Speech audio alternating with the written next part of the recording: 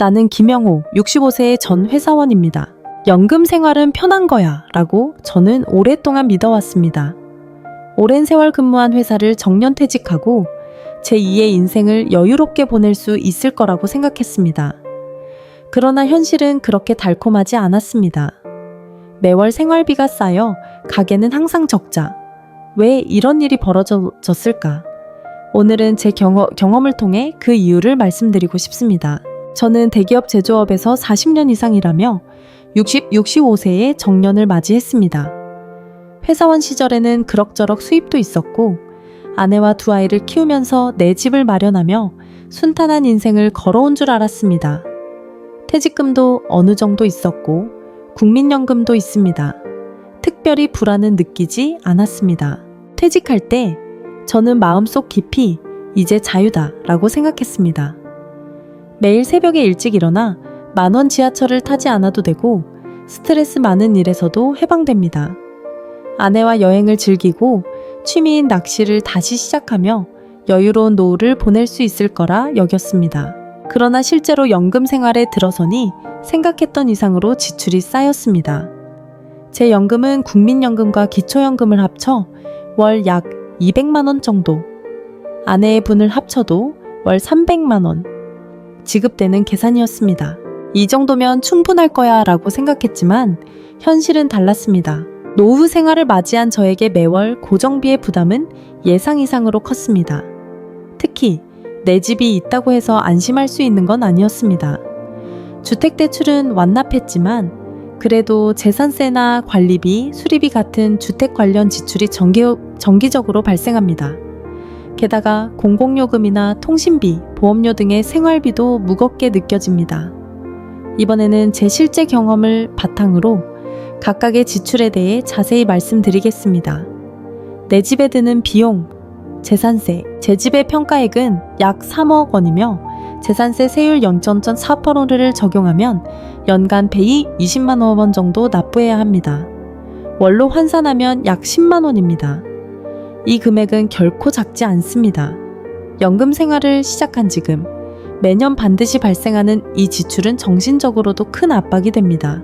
제가 사는 지역은 비교적 지가가 높아서 재산세 부담이 더 큽니다.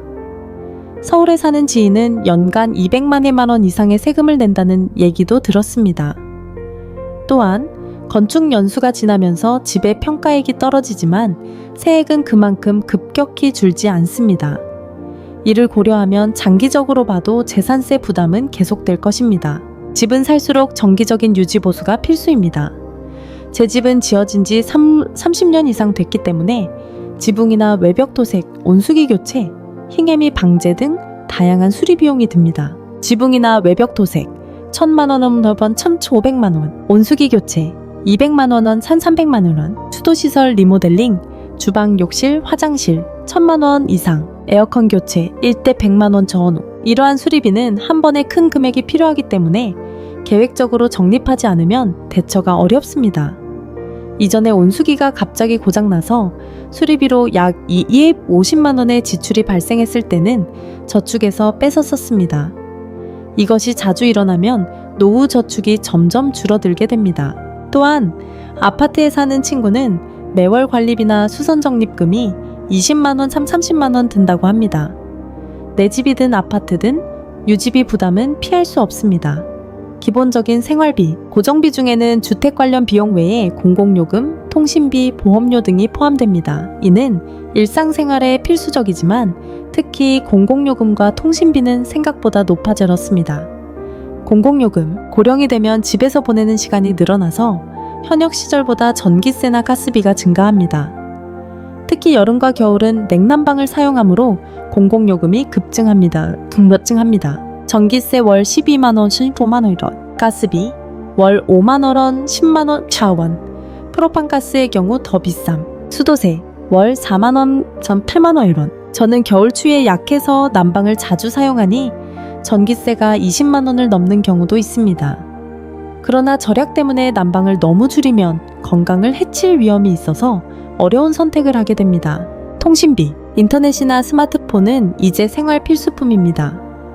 은행 온라인 서비스나 병원 예약 등에도 사용하므로 줄이기 어려운 비용 중 하나입니다. 스마트폰 요금 월 7만원 채 10만원 통신사 계약의 경우, 인터넷 요금 월 5만원 즉 7만원.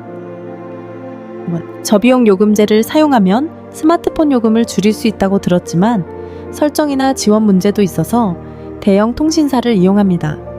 따라서 통신비만으로 10만원 이상 듭니다. 보험료, 나이가 들수록 건강 리스크가 높아져 의료보험이나 생명보험의 중요성이 커집니다.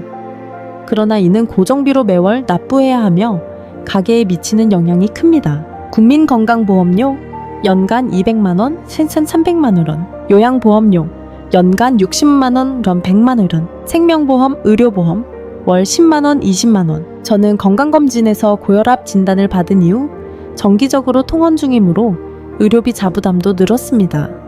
이것이 계속되면 의료비만으로 연간 수백만 원의 지출이 될 수도 있습니다.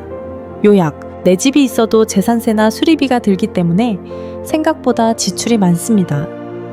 게다가 공공요금, 통신비, 보험료 같은 기본 생활비만으로 월 100만원 가까이, 200만원 가까이 들기 때문에 연금만으로 생활을 유지하는 건 쉽지 않습니다. 노후 생활을 안정시키기 위해서는 다음과 같은 대책이 필요합니다.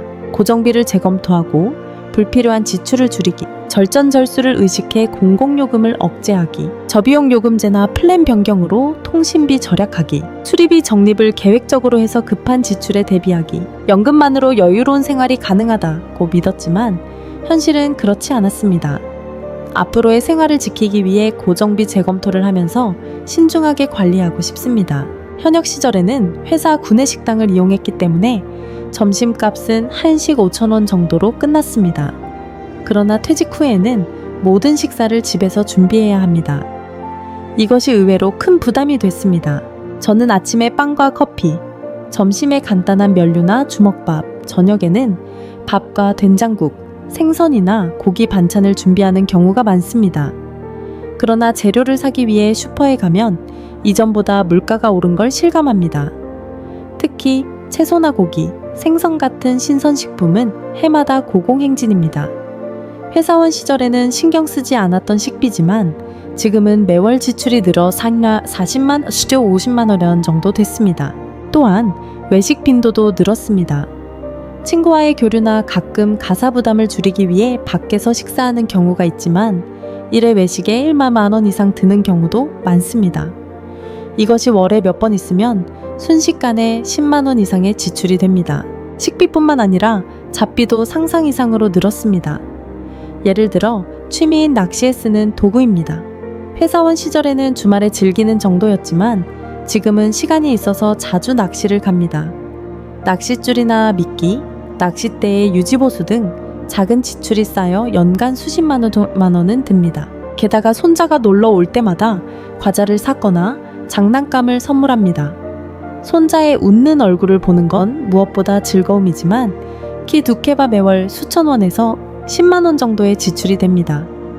또한 연말연시나 생일 같은 이벤트 때에는 더 많은 돈을 씁니다.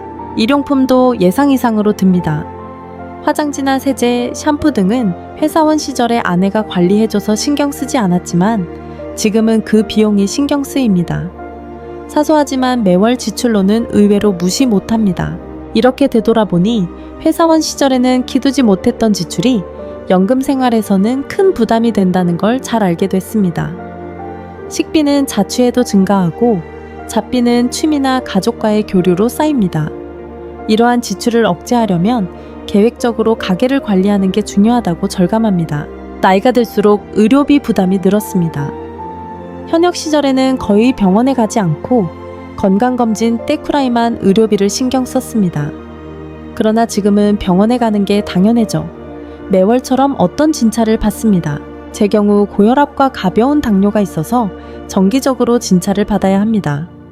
병원에서는 혈압 측정, 혈액 검사, 의사 지도를 받지만 이것이 1회당 5만 원 정도 듭니다. 월에 2회 통원하면 그것만으로 10만 원의 지출이 됩니다. 게다가 연 1회 종합검진이나 건강검진도 필수입니다. 종합검진은 정밀검사를 포함하면 30만에 50만 원 정도의 비용이 듭니다. 회사원 시절에는 회사가 일부 비용을 부담해줬지만 퇴직 후에는 전액 자부담이 돼 그 무게를 실감합니다. 질병을 앓게 돼 매월 약값도 늘었습니다. 고혈압 약, 콜레스테롤 억제 약, 위약 등 처방되는 약은 점점 늘어갑니다. 하나씩은 싸지만 월에 3만 5만 원 정도 듭니다. 또한 감기에 걸리거나 컨디션이 나빠지면 추가로 약이 필요합니다. 약국에서 사는 감기약이나 비타민제 등을 합치면 의료 관련 지출은 월 10만 15만 원 정도가 됩니다. 더 무서운 건 갑작스러운 입원이나 수술 가능성입니다. 지인 중에는 넘어져 골절돼 수주일 입원을 한 사람도 있습니다. 입원비는 일일 10만 원 가까이 들기도 하고 보험이 적용돼도 부담은 결코 가볍지 않습니다. 특히 선진 의료를 받는 경우 고액 자부담이 발생할 수도 있습니다. 이처럼 건강에 신경 써도 나이 들수록 의료비 부담은 확실히 증가합니다. 생각했던 이상으로 병원 가는 횟수가 늘고 약값이나 검사 비용이 가게를 압박합니다. 연금 생활에 들어서니 의료비 부담이 상상 이상으로 커지는 걸 실감했습니다. 젊을 때는 건강하면 문제없어 라고 생각했지만 나이 들면 예기치 않은 병이나 부상이 늘고 그에 따른 지출도 증가합니다.